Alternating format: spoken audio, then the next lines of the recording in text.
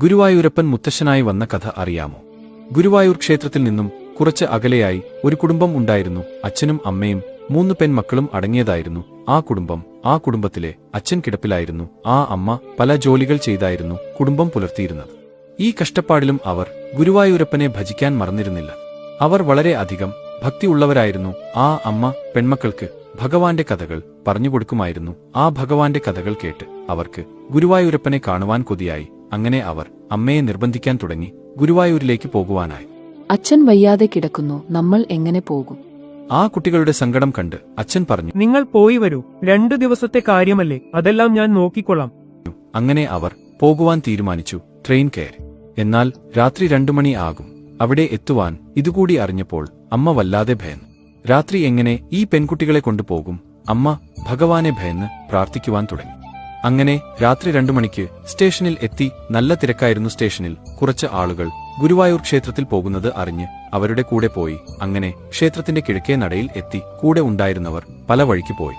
ഇനി എങ്ങോട്ടാ പോകേണ്ടത് എന്ന് ആലോചിച്ചു നിൽക്കുമ്പോൾ അവരുടെ മുന്നിലേക്ക് 80 വയസ്സ് പ്രായമുള്ള ഒരു മുത്തശ്ശൻ വന്ന് മുൻ പരിചയമുള്ള പോലെ മുത്തശ്ശൻ അവരോട് ചോദിച്ചു, മകളെ, യാത്ര സുഖമായിരുന്നു. ഇങ്ങനെ നിന്ന് മതിയോ? നിങ്ങൾക്ക് ഭഗവാനെ കാണണ്ടേ?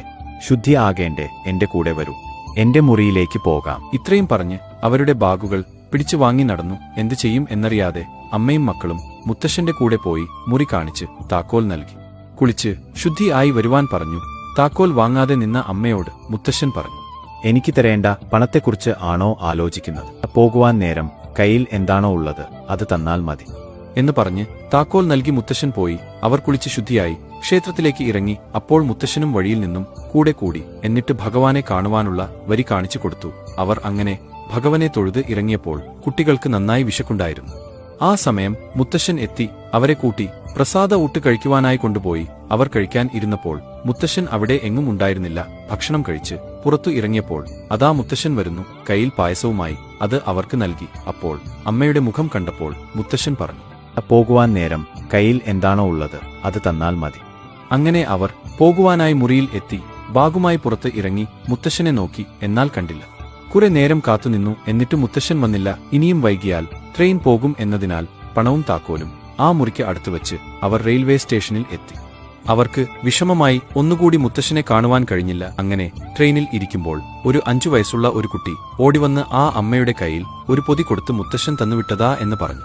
അവിടെ നിന്നും ഓടിമറഞ്ഞു. തുറന്നു നോക്കിയപ്പോൾ ഭഗവാൻ ചാർത്തിയ കളഭവും കൂടെ ആ അമ്മ അവിടെ വച്ച പണവും ഉണ്ടായിരുന്നു. അവർക്ക് വല്ലാത്ത സങ്കടം വന്നു. അപ്പോൾ അവർക്ക് മനസ്സിലായി, വന്നത് വേറെ ആരുമല്ല, സാക്ഷാൽ ഗുരുവായൂരപ്പൻ തന്നെയാണ്.